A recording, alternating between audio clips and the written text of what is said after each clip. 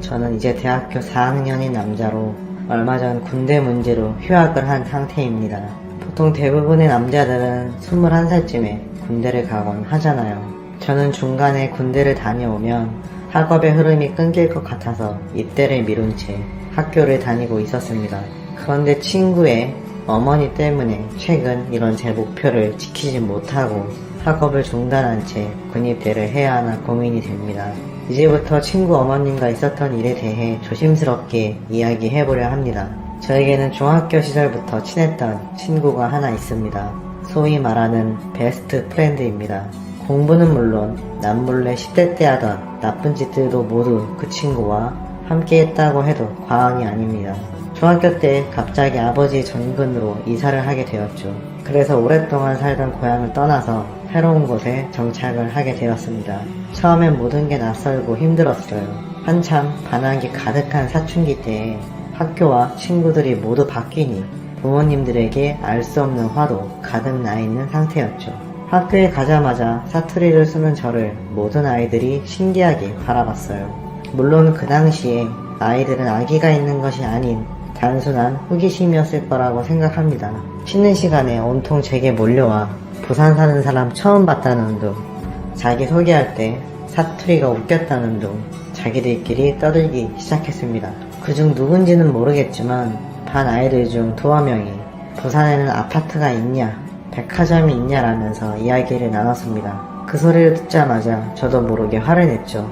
대체 서울 애들은 부산을 뭘로 아는 거냐며, 부산에도 아파트 있고 백화점 있다고, 말투가 다르다고 왜 사람을 무시하냐며 책상을 발로 찬 채 교실 밖으로 뛰쳐나왔습니다. 호기롭게 교실 밖으로 달려나갔지만 처음 온 학교에서 아는 것도 없었기에 전 학교 뒷마당에서 방황할 수밖에 없었죠. 다시 교실에 들어가기엔 너무 창피하고, 그렇다고 집에 돌아가기엔 어머니에게 등짝을 후드려 맞을 것 같아 이러지도 저러지도 못하는 제 눈앞에 누군가 나타났습니다. 바로 준석이었죠. 화단에 걸터 앉아 땅바닥만 내려다보고 있는데 웬 그림자 하나가 멈춰 서 있더군요. 고개를 들어서 올려다보니 멀대처럼 키가 큰 또래의 남자애가 양손에 바나나 우유를 들고 서 있었습니다. 그 당시엔 준석이의 이름도 성격도 아는 것이 하나도 없었습니다. 전학 첫날이니 같은 반인지도 몰랐죠. 준석이는 아무 말 없이 저에게 우유를 하나 건네주더군요. 그러더니 제 옆에 털썩 앉고선 자연스럽게 경상도 사투리로 말았습니다. 걔한타, 내도 대구에서 왔는데 처음에 저랬다. 지내다 보면 다 괜찮아진다. 애들이 다 그렇지 뭐. 어디든 사람 사는 데 아니겠나. 마치 세상 다 산 사람처럼 말하는 친구의 말에 저도 모르게 웃음이 터졌습니다. 니는 아니가? 바나나 우유를 마시면서 배를 잡고 웃는 우리 둘은 그날 이후로 베스트 프렌드가 되었습니다. 중학교 때에는 신기하게도 2학년, 3학년 내내 그 친구와 같은 반으로 배정되었습니다. 이 정도면 하늘이 내려준 우정 아니냐며 서로 신기했었죠. 그래서 꼭 같은 고등학교로 진학하자고 서로 약속을 했습니다. 그렇게 우리는 고등학교로 올라오면서까지 진한 우정을 이어가곤 했었죠. 서로 취미도 비슷했습니다. 밖에서 농구를 할 때도 있었고 컴퓨터 게임에 빠지기도 했습니다. 준석이네는 아버지가 안 계셔서 조금 더 분위기가 자유로웠습니다. 알고 보니 준석이네도 집안 속사정이 꽤나 복잡하더군요. 준석이네 아버지가 대구 사람이어서 그곳에서 나고 자랐다고 합니다.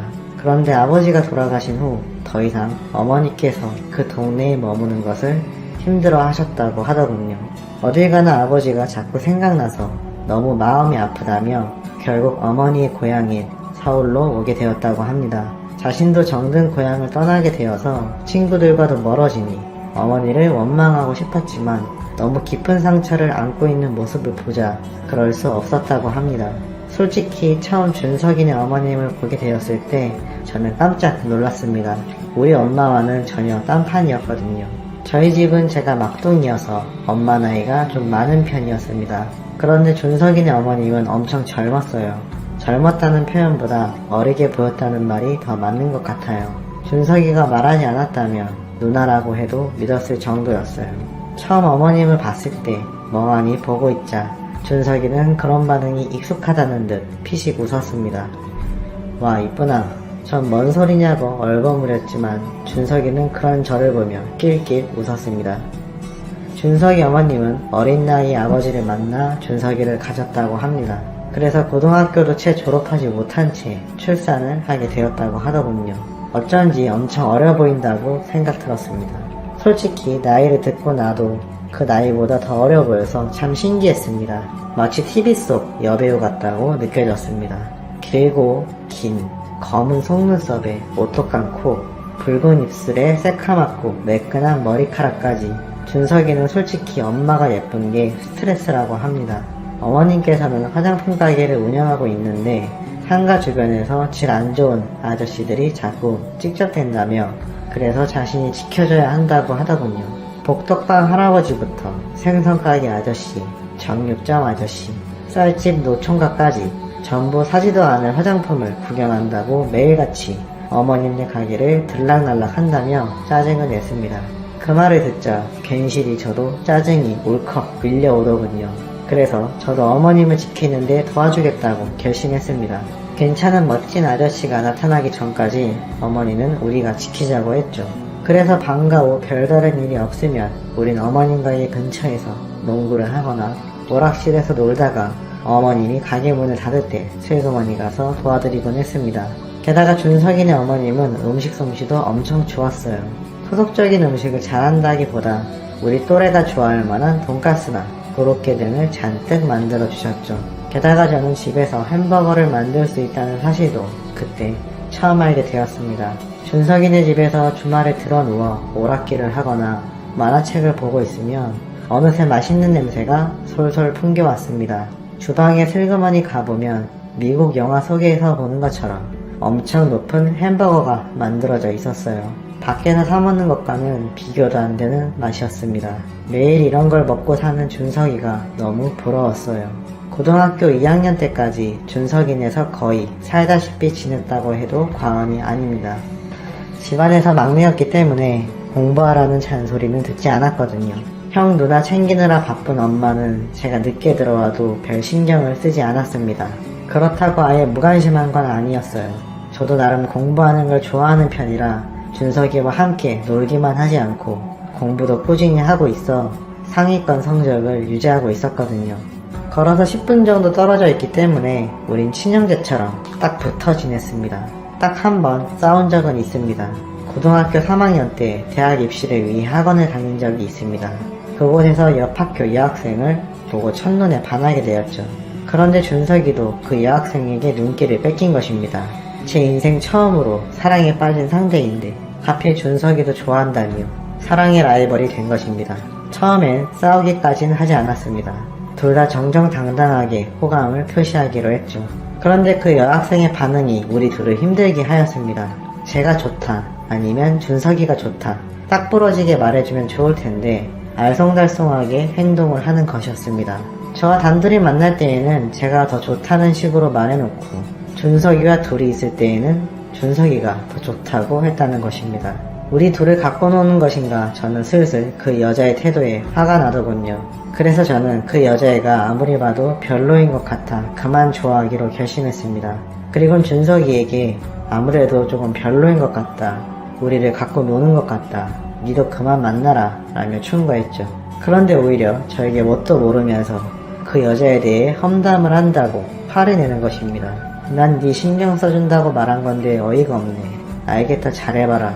그리고 니도 여자 때문에 내한테 그리 말하는 거 아니다.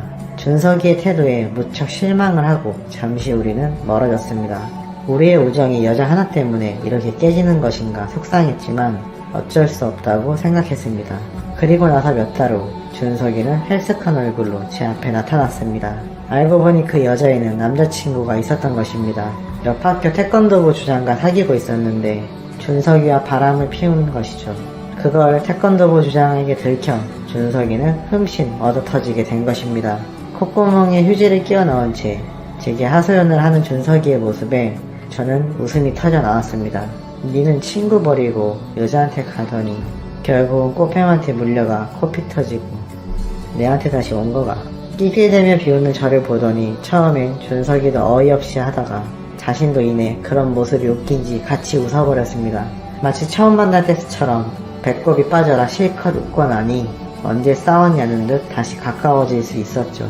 그렇게 우리는 다시 하나로 뭉치게 된 것이옵니다. 그런 우리 사이가 지금은 준석이의 어머님 때문에 금이 가게 생긴 것입니다. 대학교는 다른 학교로 진학을 했지만 그래도 서로의 집이 가까워 자주 만나고 있었는데 어느 날 영장이 나왔다고 하는 것입니다. 처음에는 준석이와 저는 동반 입대까지 생각했었습니다. 그러나 동반 입대를 하게 되면 엄청 힘든 부대로 배치가 된다는 소문이 있어 겁이 나더군요.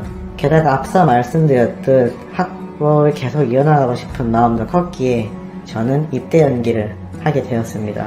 준석이는 괜히 나이가 차서 가게 되면 더 힘들다며 남들 갈 때 다녀온다고 입영 신청을 했다고 합니다. 군대에 가고 나면 머리도 박박 밀어야 하니까 이렇게 신나게 놀 수도 없다며 우리는 나이트클럽도 가보고 헌팅 술집이라는 곳도 가봤습니다.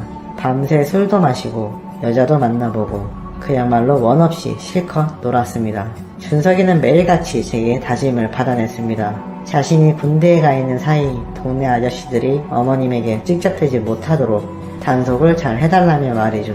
어머님께서 마음이 약하셔서 이상한 남자가 밀어붙이면 마지못해 받아줄 거라고 절대 그 꼴은 못 보겠다며 말입니다. 정신이 멀쩡할 때도 술에 취해 있을 때도 시도 때도 없이 저에게 엄마를 잘 부탁한다고 말했죠. 군대 입대 날까지도 마치 세뇌를 당하는 것처럼 끊임없이 이야기하는 준석이에게 그만 말하라고, 네가 하도 말해서 귀에 피가 날 지경이라고, 내가 꼭 지켜드릴 테니 안심하고 다녀오라고 했습니다. 입대 당일은 어머님과 함께 훈련소까지 함께 가서 준석이를 배웅했습니다. 그렇게 준석이는 군대에 가게 되었습니다. 준석이 어머니와 함께 집으로 돌아오는 버스 안은 참 어색했어요. 그러고 보니 준석이 없이 단둘이 있었던 적은 한 번도 없었습니다. 민망해서 달려가는 버스 안만 보고 있다가 잠시 옆을 돌아보니 아침부터 피곤하셨는지 잠들어 계시더군요. 5년이라는 시간 동안 어쩜 이렇게 하나도 나이가 들지 않으셨을까 신기해서 빤히 바라보게 되었습니다. 새근새근 잠들어 있는 준석이 어머님의 얼굴을 보니 버스에서의 2시간은 지루함 없이 금방 흘러갈 수 있었습니다. 그렇게 준석이가 없는 하루하루가 시작되었습니다. 낮엔 저도 학교 생활에 집중하느라 정신이 없었습니다. 그래도 꼬박 학교가 끝난 후 준석이네 가게에서 일을 도왔습니다. 매번 이렇게 신세를 질 순 없다고 준석이 어머님께서 용돈처럼 아르바이트 비용도 어느 정도 챙겨주셨어요. 그래서 겸사겸사 일도 하면서 준석이의 약속대로 어머니를 챙겨드리게 되었습니다. 어머니는 평소와 다를 바 없이 괜찮아 보였지만 손님이 없는 시간대나 라디오에서 문득 슬픈 노래가 흘러나오면 본인도 모르는 새에 한숨을 쉬며 눈물을 훔쳐내시더라고요. 그렇게 한 달 정도 지났을 무렵 가게 문을 닫고 있는데 준석이 어머님께서 술을 한잔 하지 않겠냐고 물으셨죠. 그동안 학교에서 환영회, 모임 같은 걸로 또래끼리 술 마셔본 적 있지만 어머님과 마신 적은 한 번도 없어 조금 긴장도 되고 걱정도 되었습니다. 준석이가 걱정되셔서 많이 힘드신가 보다라고 느껴졌어요. 넓은 집에 혼자 지내니 적적하기도 하고 무섭기도 하다며 오늘처럼 가끔 술친구가 되어줄 수 없냐고 하시더군요. 그래서 저는 알겠다고 말씀드린 후 일주일에 2-3번 술을 마시게 되었습니다. 처음엔 밖에서 맥주 한두 잔으로 시작한 술자리가 나중에는 소주로 이어지게 되었어요. 그러다 2차, 3차로 이어지는 날들도 많았죠. 그러던 어느 날 어머님께서 밖에서 술자리가 잦으니 생각보다 지출이 크다며 그냥 집에서 함께 마시자고 하셨습니다. 그렇지 않아도 준석이네 집과 저희 집은 걸어서 10분 거리이기 때문에 저도 그 편히 집에 갈 때 편리해서 좋다고 말씀드렸어요. 어릴 적부터 맨날 준석이네 들락날락 하니까 전혀 이상하지도 않았죠. 그런데 막상 어머님과 단둘이 넓은 집에 앉아서 술을 마시니 생각보다 민망한 기분이 들었어요. 가게에서 둘이 일을 하거나 포장마차에서 술을 마실 때와는 또 다른 분위기가 느껴졌습니다. 그날따라 가게에 진상 손님이 많아서였는지 아니면 준석이가 부대에서 전화를 했는데 목소리가 안 좋았다는 무슨 이유였는지 기억이 잘 나진 않지만 어쨌든 하루 힘든 나날이었다며 어머님께서 연거푸 술잔을 들이키셨습니다. 평소에 주량이 제법 세신 편이라 괜찮겠지 싶었는데 어느새 몇 병을 혼자 비우시더니 많이 취하셨더라고요. 밖에서 마셨으면 집에 올 때까지 고생 꽤나 했겠구나 싶은 마음에 차라리 집에서 마셔서 다행이라고 느꼈습니다. 술잔에 감내받으며 저도 제법 마셔서 속이 좋지 않았어요. 화장실에 가려고 일어난 순간 휘청거리더니 하늘이 빙글빙글 도는 기분이었습니다. 너무 많이 마신 것 같다고 어지럽고 다리가 풀려서 힘들다고 말씀드렸더니 그럼 준석이 방에서 자고 가라고 하시더군요. 솔직히 10분 거리여서 그냥 집에 가도 상관없었지만 그날 저도 뭐에 홀렸는지 알겠다고 말한 뒤 준석이 방에 들어가 잠을 청했습니다. 너무 취해서 집에 가는 것조차 귀찮게 느껴졌어요. 마치 빨래 들어가는 것처럼 잠에 빠졌습니다. 그렇게 한참을 자고 눈은 떠봤는데 다음날 해가 중천에 떠있더군요. 학교를 안 가는 날이어서 다행이라고 느끼고 옆으로 뒤차게 누웠는데 제 옆에 누군가 누워 있었습니다. 순간 내가 지금 어디에 있는 거지? 내 옆에 누구인 거지? 머릿속이 멍해졌어요. 저도 모르게 으악 소리를 내며 벌떡 일어났고 제 옆에 있던 여자는 부시시 눈을 뜨더군요. 바로 준석이네 어머님이었습니다. 분명 어젯밤 술을 마셨고 저는 준석이 방에서 잠자고 들어간 뒤 누웠는데 그 뒤로는 아무것도 기억이 나지 않았습니다. 왜 어머님이 여기서 누워 계신지 이해가 가지 않았습니다. 제 비명에 일어나셨는지 눈을 비비며 태연이 잘 잤어 라고 말씀을 하셨습니다. 어버버거리는 저를 빤히 퍼주더니 혹시 어제 일이 기억나지 않는 거니? 라고 하시더군요. 대체 무슨 일이 일어난 건지 저는 아무것도 생각이 나지 않아 고개를 가로저었습니다. 그러자 어머님께서는 금방이라도 울 것 같은 눈으로 이불을 끌어안으시곤 그래 내가 어리석었지. 어린의 달콤한 말에 빠져서 아들 친구랑 무슨 연인이 되겠다고 속은 내 잘못이지 뭐 라고 하시는 것입니다. 저는 정말 미칠 것 같았습니다. 어머님 말씀을 되짚어보면 제가 어머님을 꼬셔 했던 것인데 도무지 저는 기억이 나지 않았습니다. 무엇보다 이때까지 저는 여자친구를 사귀어 본 적도 없어 한 번도 이런 경험이 없었는데 생각나지도 않는 게 황당했습니다. 기억도 안 난다고 중얼거리는 제 말을 듣더니 어머니께서는 화들짝 놀라시더군요. 처음에 기억 안 나서 어떡하냐고. 그럼 다시 하면 어젯밤 일이 기억나지 않을까라며 저에게 다가오셨습니다. 그때 바로 방을 뛰쳐나와야 했었는데 아직도 술이 덜 깼던 건지 아니면 호기심이 정신을 지배한 것인지 저는 어머님을 거절하지 못했고 그렇게 그날 아침 새로운 세계를 경험하고 말았습니다. 처음엔 당혹감 그리고 미안함이 가득했습니다. 앞으로 준석이 얼굴을 어떻게 봐야 하나 지켜드린다고 했는데 오히려 내가 어머님과 만나게 되었으니 뭐라고 말을 해야 하나 싶었습니다.